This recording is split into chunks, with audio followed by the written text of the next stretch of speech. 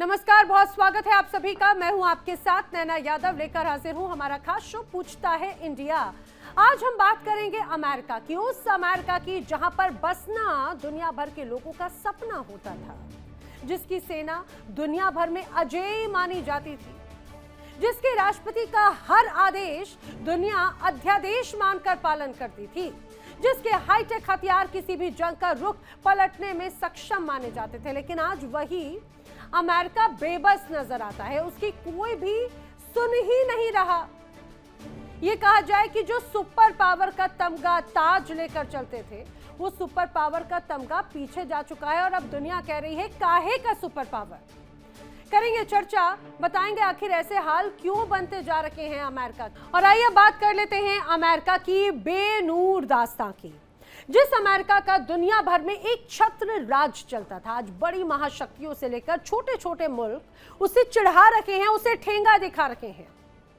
हालात तो ये हो गए हैं कि अमेरिका के दोस्त माने जाने वाले जो नेटो देश थे, वो उनसे लेकर दुनिया भर में तमाम सहयोगी मुल्कों का भी अब अमेरिका से भरोसा मानो उठ चुका है। अमेरिकी राष्ट्रपति चीन के दौरे पर गए हाल ही में। उन्हें चीन से ईरान मुद्दे पर मदद की उम्मीद थी, लेकिन हुआ क्या? हुआ ये कि चीन ने अमेरिका को ताइवान के मुद्दे पर चेतावनी दे डाली, याद दिला दिया। और हालात ऐसे हो गए कि राष्ट्रपति ट्रंप अमेरिका लौटते ही ताइवान से किनारा करते दिखे। सीधे सीधे इंपैक्ट नजर आया है। अब राष्ट्रपति ट्रंप ने ताइवान पर अमेरिका की चिप इंडस्ट्री में सेंध लगाने का आरोप लगा दिया। कैसे? समझिएगा। उन्होंने कहा है कि चीन एक बहुत ताकतवर देश है, बहुत बड़ा देश है, जबकि ताइवान एक छोटा सा द्वीप है।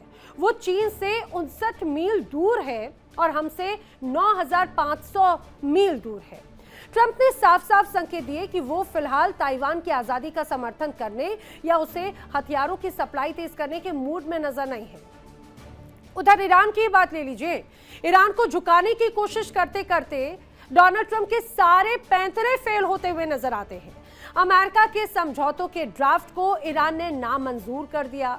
हॉर्मुज स्ट्रेट को खुलवाने में भी अमेरिका अब तक नाकाम ही रहा है। अब अमेरिका चाहे जितनी कोशिश क्यों ना कर ले, चाहकर भी ईरान का परमाणु प्रोग्राम अभी तक रोक ही नहीं पाया। प्रॉक्सी संगठनों की जो बात होती रही, प्रॉक्सी संगठनों को सपोर्ट और मिसाइल प्रोग्राम पर ईरान बात करने को तैयार ही नहीं है। यानी यहां पर भी अमेरिका फेल होता दिखा। अब ईरान की जो लाख विरोध और हॉर्मुज बंद रखने की धमकी देने के बाद लेबनान में सीजफायर तो हो गया। इस सीजफायर को फिलहाल 45 दिनों के लिए और बढ़ा दिया गया है, लेकिन इसके बावजूद लेबनान में इजराइल और हिजबुल्लाह के कई दूसरे हमलों पर, ठिकानों पर हमले अभी भी जारी है। इजराइल लगातार हिजबुल्लाह के ठिकानों पर अटैक कर रहा है, उनके नाम पर लेबनान में तबाही फैला रहा है। वहीं दूसरी तरफ हिजबुल्लाह भी इजरायली सेना को टारगेट पर ले रहा है। ये कहा जाए कि निशाना बनाने के नाम पर इजराइल को दहला दे रहा है। सिर्फ इजराइल या लेबनान की बात नहीं है। बात अगर यूरोप की करें तो पिछले 4 सालों से यहां पर जो हालात हम देख रहे हैं, या उससे ज्यादा का वक्त हो चुका है, यूक्रेन और रूस के बीच में जंग अभी भी जारी है।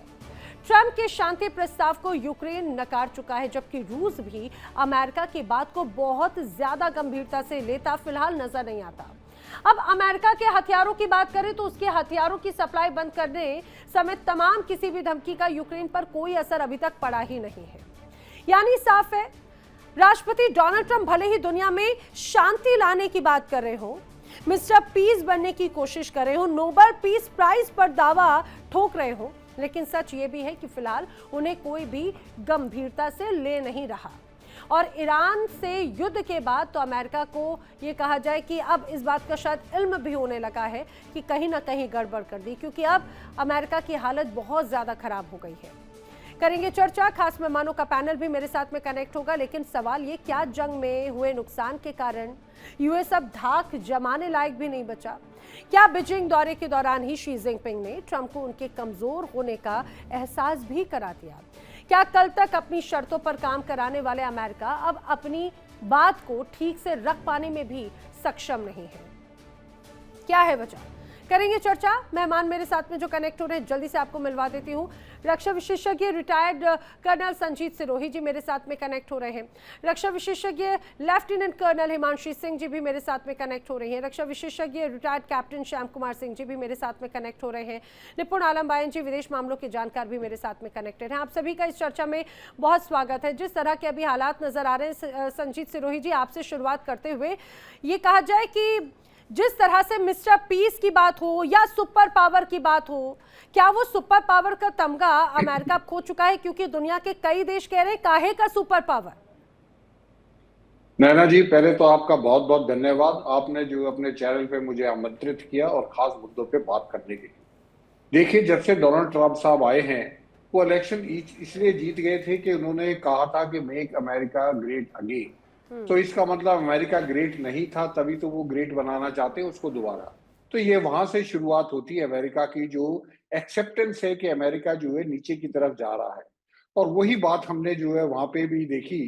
जब डोनाल्ड ट्रंप साहब चाइना गए थे, तो वहां पे भी जो है साफ बात नजर आई कि डोनाल्ड ट्रंप जिस तरीके से वहां पे गए और जिस तरीके से, अगर आप दोनों लीडर्स की बॉडी लैंग्वेज को अगर आप रीड करेंगे, तो उसमें साफ जाहिर होता है कि शी जिनपिंग एक बड़े कॉन्फिडेंट और बड़े विक्टोरियस टाइप लग रहे थे, और डोनाल्ड ट्रंप साहब ऐसे लग रहे थे जैसे कोई चीज हार के आए हैं।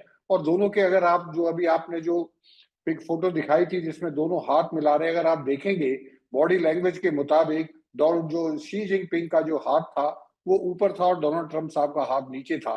ये इंडिकेट करता है कि इस पूरी बातचीत में जो है, जो सुप्रीमेसी किसकी थी, वो चाइना की थी कि अमेरिका की थी। और इसमें कोई दो राय नहीं है।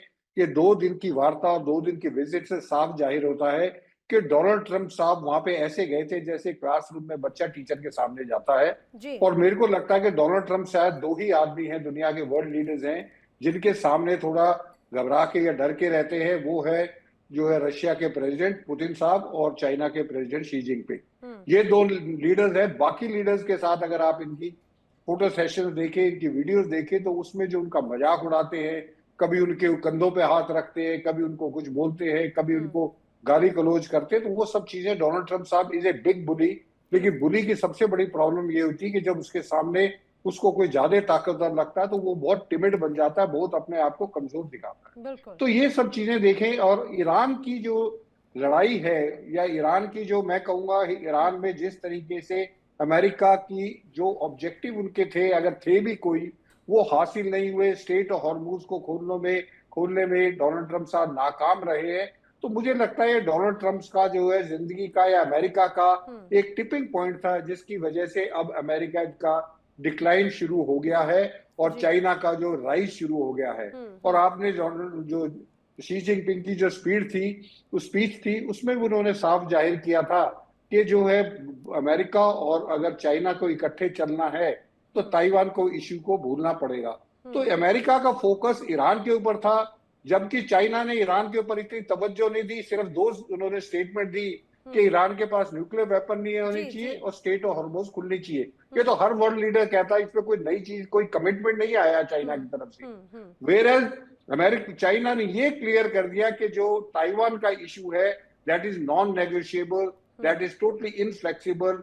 ट्रेड के ऊपर, ईरान के ऊपर या बाकी चीजों के ऊपर हम फ्लेक्सिबल हैं, लेकिन ताइवान का जो इश्यू है उसके ऊपर फ्लेक्सिबल नहीं है। और उसके बाद देखें जिस तरीके स्टेटमेंट डोनाल्ड ट्रंप साहब ने दी है ताइवान के उसमें संदर्भ में, उससे साफ जाहिर होता है कि डोनाल्ड ट्रंप साहब का ताइवान से इंटरेस्ट खत्म हो गया।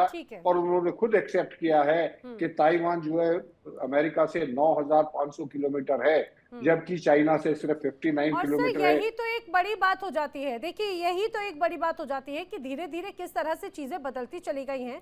मैं निपुण आलम बायन जी आपसे एक बार समझना चाह रही हूँ कि आखिर ये कहा जा रहा है कि जिस तरह से क्रेडिबिलिटी की बात है, जिस रूप में पिछले कुछ वक्त से लगातार अनप्रिडिक्टेबल और ट्रांजिशनल पॉलिसी के नतीजे के तौर पर लोग इसे देख रहे हैं, लेकिन क्या ये अब तक का सबसे कमजोर वक्त है? और आखिर ऐसा क्या होता चला गया? ऐसे तमाम नंबर ऑफ सीरीज हम देखते हैं जिसमें इतनी ज्यादा साख कमजोर होती चली गई, क्योंकि इस बार जब डोनाल्ड ट्रंप का बॉडी लैंग्वेज था वो भी बहुत ज्यादा पॉजिटिव या बड़ा स्ट्रांग नजर नहीं आ रहा था। देखिए नैना जी, अभी मुझसे पहले सरोज सर बता भी रहे थे कि एक मिस एडवेंचर उन्होंने अमेरिका ने ईरान में किया और उसका रेस्पॉन्स जैसा उन्होंने सोचा नहीं था, उससे बड़ा हैवी रेस्पॉन्स वहां से मिला। और जाहिर सी बात है 3 मंथ में ही अमेरिका को लगा कि इस वॉर को मैं जीत नहीं पाऊंगा, इसीलिए वो चीन गए। इसके अलावा कोई और वजह थी ही नहीं, क्योंकि जानते हैं कि ईरान जितनी भी लंबी फाइट लड़ रहा है उसकी वजह केवल एक है, और वह है उसको बैकएंड से जो सपोर्ट मिल रहा है किसका, चीन का, उस वजह से। और देखिए एक इंटरेस्टिंग बात हुई इस पूरे के पूरे कॉन्फ्लिक्ट में, जो चीन ने कहा। चीन ने क्या कहा, अगर आपने इस बात पे गौर किया हो, जब शी जिनपिंग के साथ एक मीटिंग हो रही थी और जो उनका पहला स्टेटमेंट था, वो पहला स्टेटमेंट क्या था, वो सुनने वाला था।